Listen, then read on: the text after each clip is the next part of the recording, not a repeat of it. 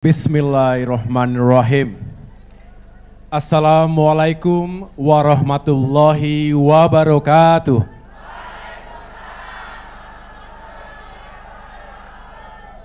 Salam sejahtera untuk kita semua. Shalom. Om Swastiastu. Namo Buddhaya. Salam kebajikan. Alhamdulillah, kita telah memasuki tahun 2024. Tahun politik, tahun yang menentukan arah kepemimpinan Indonesia 5 tahun mendatang. Sekaligus tahun penuh harapan akan hadirnya kebijakan dan program-program pemerintah yang lebih berpihak kepada rakyat. Karenanya, di tengah-tengah perjalanan saya berkampanye di Jawa Barat ini, saya berhenti sejenak di kota Bandung, tempat saya dilahirkan, tumbuh kembang semasa remaja, hingga menemukan jodoh saya di sini. Di kota ini pula, Pak SBY menghabiskan lebih dari separuh masa pengabdiannya di militer. Untuk itu, dari kota perjuangan yang penuh sejarah dan kenangan ini, izinkan saya untuk menyapa dan berbicara kepada 204 juta rakyat Indonesia yang memiliki hak pilih pada tanggal 14 Februari 2024 mendatang.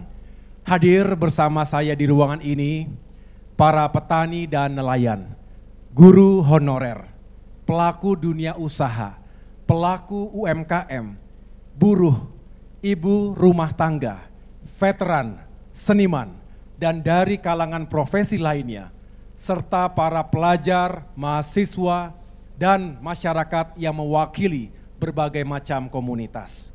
Hadir pula bersama kami Presiden Republik Indonesia ke-6, Bapak Susilo Bambang Yudhoyono. Bagi kami, Pak SBY seperti Kresna dalam tokoh pewayangan, sebagai pengayom dan pelindung. Kresna juga kita kenal sebagai sosok atau tokoh pemelihara perdamaian, keadilan, dan kesejahteraan. Rakyat Indonesia yang saya cintai dan saya banggakan, yang menjadi perhatian masyarakat saat ini adalah dinamika pemilihan presiden.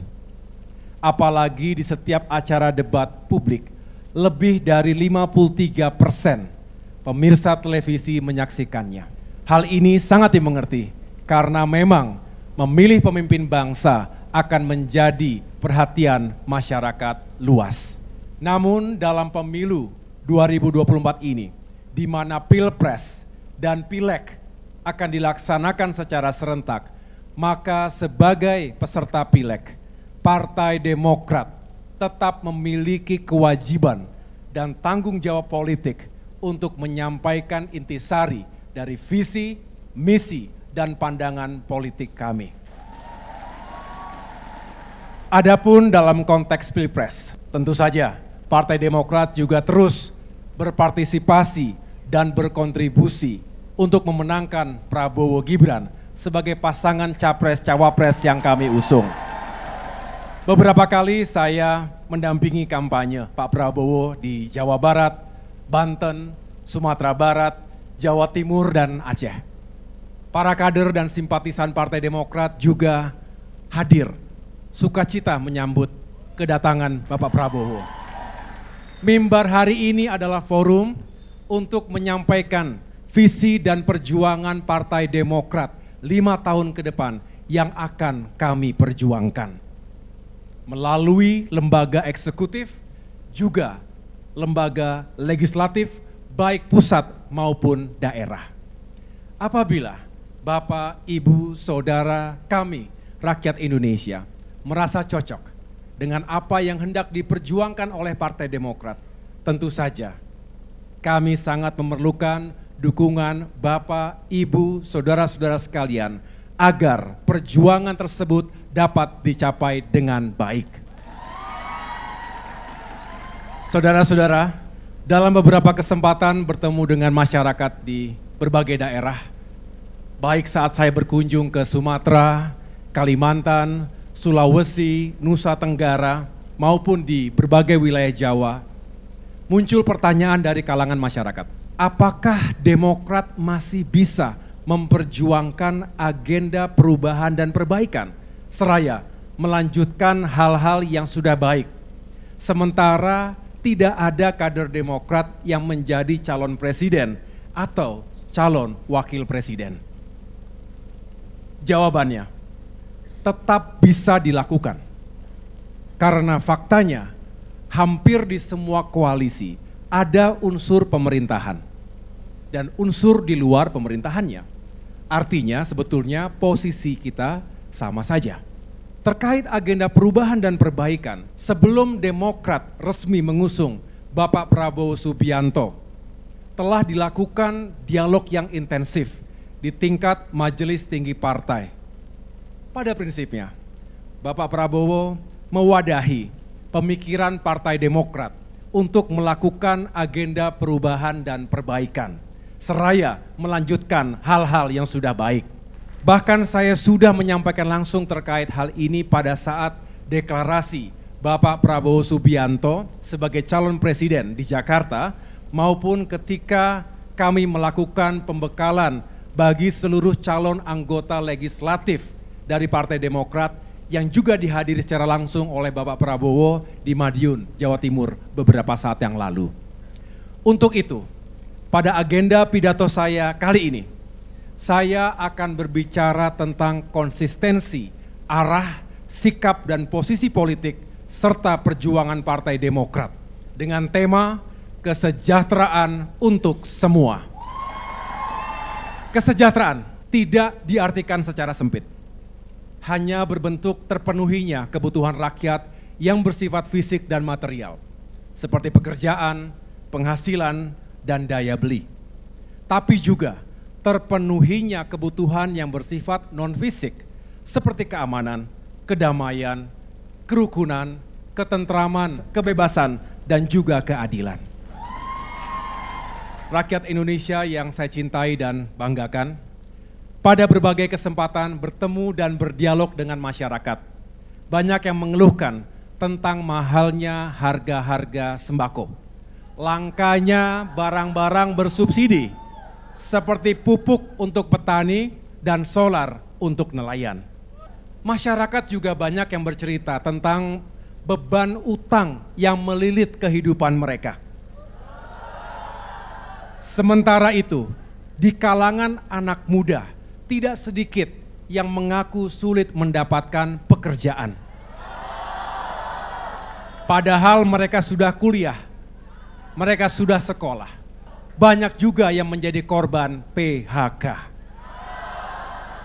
Sedangkan pada tahun 2030, Indonesia akan mencapai puncak bonus demografi.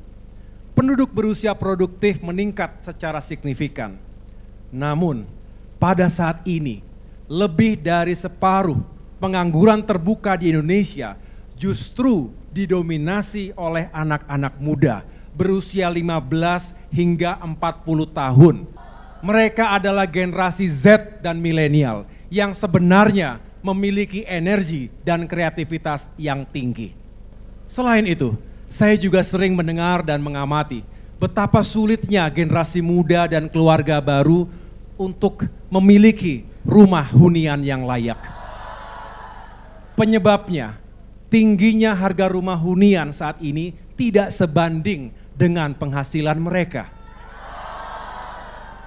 Di sisi lain, ada fenomena di kalangan masyarakat yang semakin merasa takut untuk menyampaikan pendapat. Siapapun yang merasa lebih kuat, ada kecenderungan untuk menekan yang lemah. Tersinggung sedikit, masing-masing pihak saling menuntut dan melaporkan. Situasi ini semakin kompleks dengan maraknya hoax dan ujaran kebencian. Jika kondisi ini dibiarkan, maka akan memecah belah persatuan dan kesatuan bangsa. Sementara itu, bangsa kita yang majemuk ini sangat rentan terhadap perpecahan.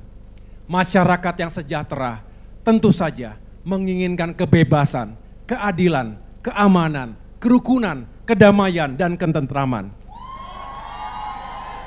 Untuk mewujudkan kondisi tersebut, itu semua bukan semata-mata hanya menjadi tanggung jawab pemerintahan saja, tetapi juga menjadi tanggung jawab kita semua, kita bersama sebagai sebuah bangsa.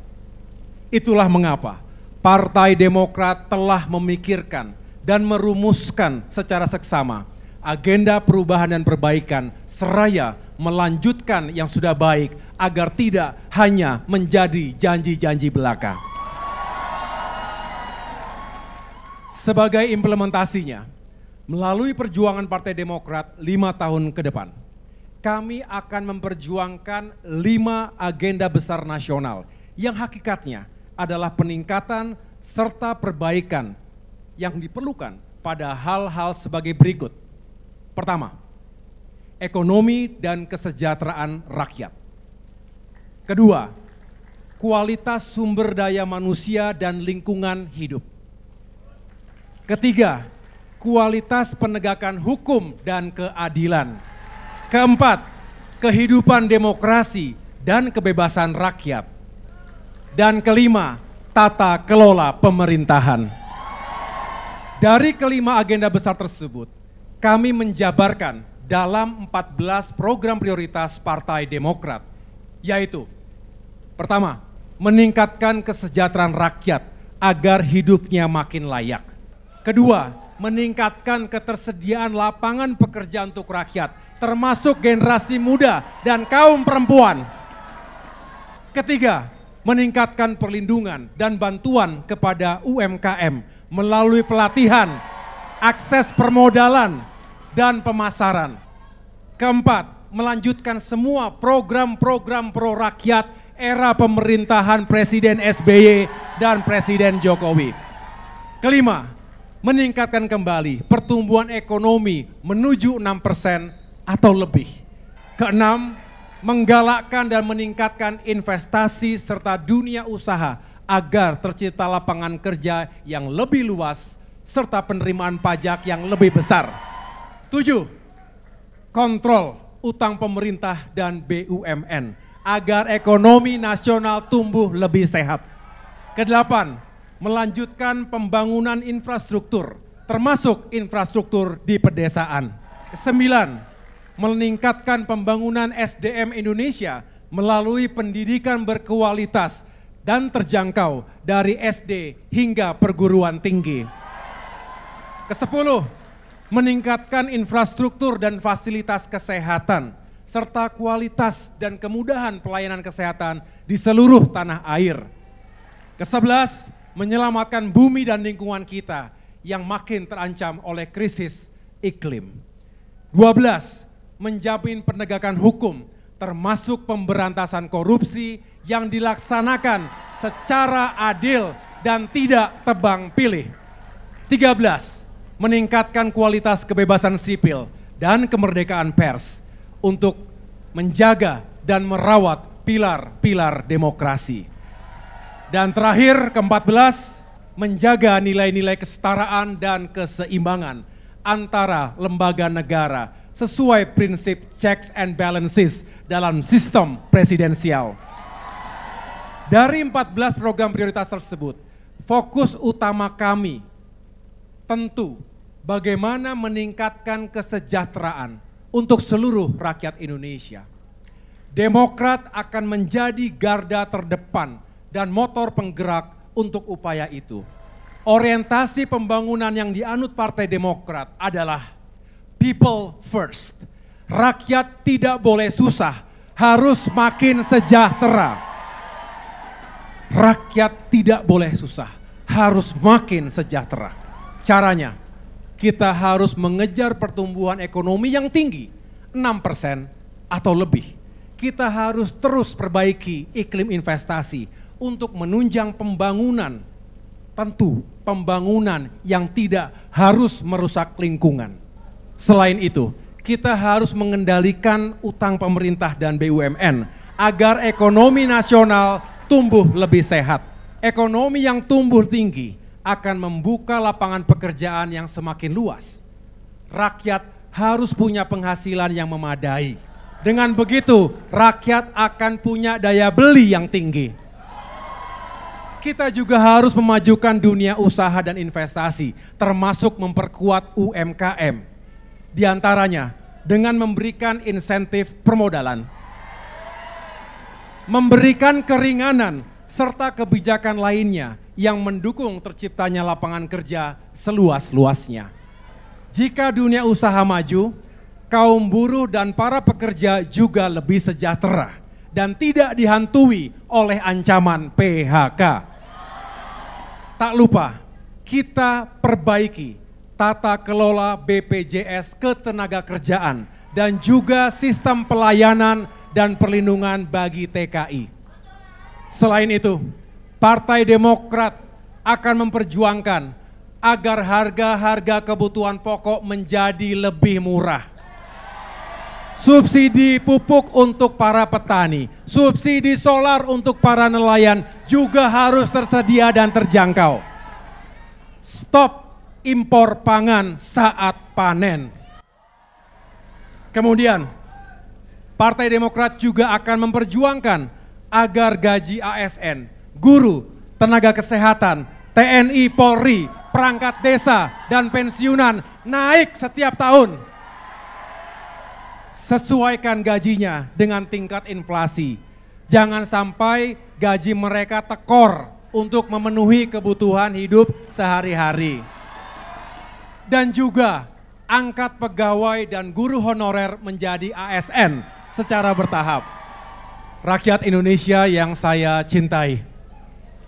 Sementara itu, untuk meningkatkan kesejahteraan rakyat, kita membutuhkan kualitas sumber daya manusia yang unggul.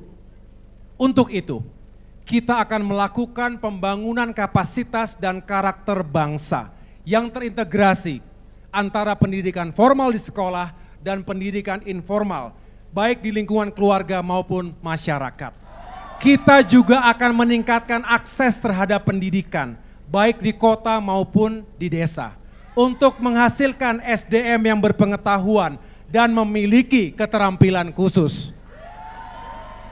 Kita lanjutkan beasiswa prestasi, termasuk beasiswa untuk golongan kurang mampu, seperti dana BOS, beasiswa LPDP, bidik misi, beasiswa santri yang sudah ada sejak era pemerintahan Presiden SBY dan kini dilanjutkan oleh pemerintahan Presiden Jokowi.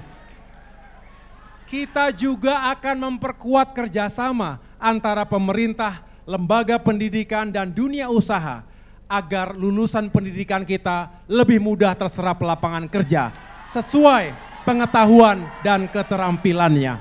Bangun lebih banyak infrastruktur dan fasilitas pendidikan, termasuk memperbaiki sekolah, madrasah, dan pesantren-pesantren kita. Tingkatkan kapasitas dan kesejahteraan guru serta tenaga pendidikan. Terkait dengan upaya meningkatkan kualitas layanan kesehatan, kita akan membangun sistem kesehatan terpadu secara nasional melalui peningkatan kapasitas dan kesejahteraan dokter dan tenaga kesehatan serta pembangunan rumah sakit dan puskesmas baik di wilayah tertinggal, terdalam maupun terluar. Kita juga akan memperbaiki kualitas layanan dan tata kelola BPJS Kesehatan.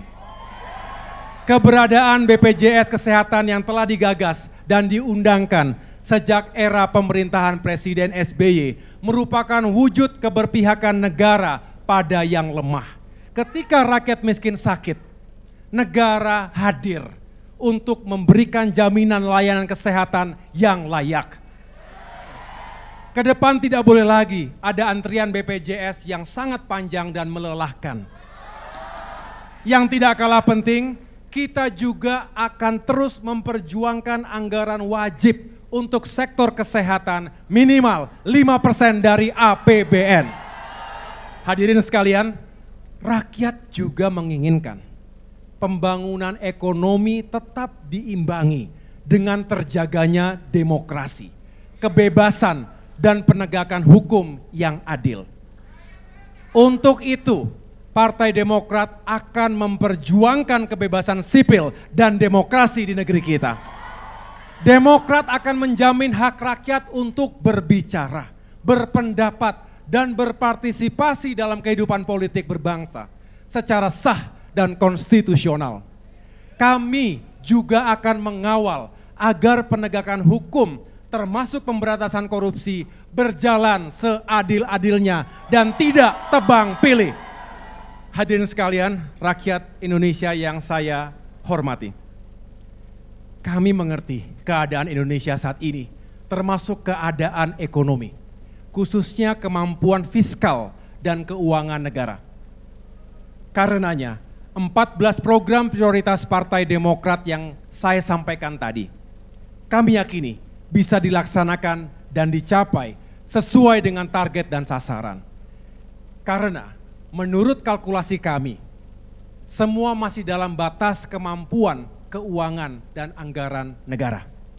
Selain itu, hampir semua program-program tadi sudah pernah dilakukan oleh Presiden SBY dengan hasil yang nyata. Baik itu capaian ekonomi maupun capaian peningkatan kesejahteraan rakyat yang sudah terbukti hasilnya. Alhamdulillah, di era pemerintahan Presiden SBY, ekonomi Indonesia tumbuh rata-rata 6%. Sukses menciptakan 10 juta lapangan kerja baru. Jumlah pelaku UMKM meningkat lebih dari 16 juta unit baru. Angka pengangguran juga berhasil turun secara signifikan dari sekitar 11% menjadi 5,7%. Karena rakyat punya pekerjaan, maka rakyat memiliki penghasilan yang memadai sehingga memiliki daya beli. Karenanya Indonesia sukses mengentaskan 8,6 juta orang dari garis kemiskinan. Selanjutnya, pendapatan per kapita masyarakat Indonesia sukses meningkat 350%, naik 3,5 kali lipat. Karena pendapatan masyarakat dan dunia usaha meningkat, maka penghasilan negara atas pajak juga meningkat pesat. Apalagi sumber APBN kita hampir 80% berasal dari pajak. Alhasil APBN ketika itu meningkat 400% selama masa pemerintahan Presiden SBY. Dengan meningkatnya pendapatan negara, kita memiliki ruang fiskal yang jauh lebih leluasa. Sehingga program-program pro rakyat bisa diwujudkan dan dirasakan manfaatnya oleh wong cilik. Di antaranya program BPJS, dana desa, pupuk bersubsidi untuk petani, solar bersubsidi untuk nelayan, KUR, kredit usaha rakyat, PNPM, program nasional pemberdayaan masyarakat, BLT, bantuan langsung tunai, bantuan sosial bagi disabilitas, lansia, dan korban bencana alam. Raskin, beras untuk masyarakat miskin, PKH, program keluarga harapan, dana BOS, bantuan operasional sekolah, beasiswa bidik misi, bantuan pendidikan bagi mahasiswa miskin berprestasi, beasiswa LPDP, hingga beasiswa santri, termasuk berhasil menaikkan anggaran pendidikan nasional sebesar 478%. Berkat ruang fiskal negara yang memadai, Indonesia juga mampu melanjutkan dan mempercepat pembangunan infrastruktur yang tertunda sejak era reformasi. Melalui program MP3EI, Master Plan, Percepatan dan Perluasan Pembangunan Ekonomi Indonesia. Bandara Kuala Namu di Sumatera Utara dan Bandara Sepinggan di Kalimantan Timur, Jalan Kelok 9 di Sumatera Barat, serta Jalan Tol Bali Mandara di Bali adalah beberapa contoh pembangunan infrastruktur di era Presiden SBY. Selain infrastruktur transportasi, ruang fiskal negara saat itu juga memungkinkan untuk membangun infrastruktur di bidang energi, infrastruktur pendidikan dan kesehatan, serta memodernisasi besar-besaran alutsista TNI dan Polri. Namun, pembangunan aspek manusia tidak ditinggalkan. Buktinya, gaji ASN, guru, TNI, Polri dan pensiunan naik setiap tahunnya. Selama 10 tahun, kenaikan gaji terjadi 9 kali dengan total kenaikan 112%.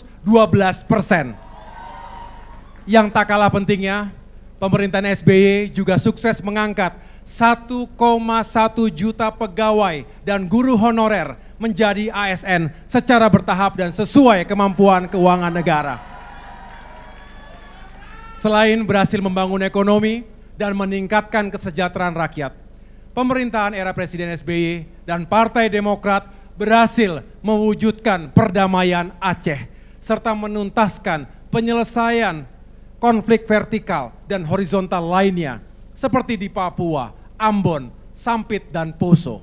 Pemerintahan Presiden SBY dan Partai Demokrat juga berhasil mengakhiri embargo militer dunia internasional, melunasi hutang IMF pada tahun 2006 sebelum jatuh tempo, serta untuk pertama kalinya Indonesia berhasil masuk menjadi anggota G20 pada tahun 2008.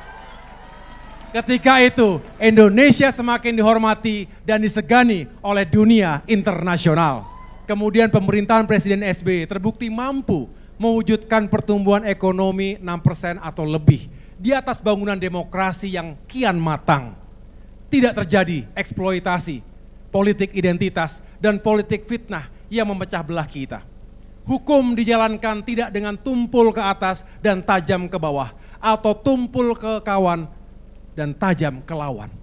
Artinya, mitos telah dipatahkan bahwa kita tidak perlu lagi memilih antara demokrasi atau pertumbuhan ekonomi. Terbukti ketika itu, keduanya bisa berjalan beriringan. Bapak, Ibu hadirin sekalian, kalau saya mengangkat berbagai kebijakan dan program pemerintahan Presiden SBY yang hasilnya nyata tadi, saya tidak bermaksud hanya untuk bernostalgia atas masa lalu. Tujuan saya adalah 14 agenda perjuangan Demokrat ini bukan sesuatu yang ngawang-ngawang atau hanya lamunan, tetapi pernah dilakukan di masa lalu. Kalau di masa lalu pemerintah dan bangsa Indonesia mampu mencapai sasaran pembangunan yang tidak mudah tadi, maka saya yakin dan kita semua harus yakin bahwa di masa depan pemerintah dan bangsa kita juga akan mampu melaksanakan hal yang sama, bahkan justru lebih baik lagi. Rakyat Indonesia yang saya cintai dan banggakan, setelah kami menjelaskan bahwa agenda kesinambungan, perubahan dan perbaikan tetap dapat dilakukan pada posisi Partai Demokrat di koalisi Indonesia Maju saat ini, maka kami berharap masyarakat Indonesia bisa mengetahui konsistensi Demokrat dalam memperjuangkan kehidupan rakyat yang lebih baik. Berkaitan hal ini, saya juga meyakini masyarakat mengetahui mengapa Demokrat tidak lagi berada di koalisi yang lama. Ini terjadi karena perlakuan kepada Partai Demokrat yang sungguh tidak mengindahkan nilai-nilai moral dan etika yang sepatutnya. Kami memohon masyarakat dapat memahami situasi Partai Demokrat yang sangat tidak mudah waktu itu. Tetapi saya tidak ingin melihat ke belakang. Kami ingin melihat ke depan karena agenda perjuangan kami, perubahan dan perbaikan, serta melanjutkan hal-hal yang sudah baik tetap dapat kami lakukan di tempat kami yang baru saat ini. Akhirnya, selaku Ketua Umum Partai Demokrat, saya ingin memastikan seluruh kader Partai Demokrat akan terus memperjuangkan kesejahteraan dan kemakmuran untuk seluruh rakyat Indonesia melalui harapan yang diamanahkan kepada kami, baik melalui jalur legislatif, eksekutif, pusat maupun daerah pada pemilu 2024 mendatang ini. Harapan rakyat adalah amanah. Harapan rakyat adalah tanggung jawab. Harapan rakyat adalah perjuangan Demokrat. Untuk itu, dengan segala kerendahan hati, kami memohon doa dan kesediaan serta dukungan Bapak, Ibu, Saudara-saudara sekalian dimanapun berada untuk mewujudkan semua cita-cita mulia ini bersama Partai Demokrat. Terima kasih perhatiannya. Tuhan bersama kita. Wassalamualaikum warahmatullahi wabarakatuh.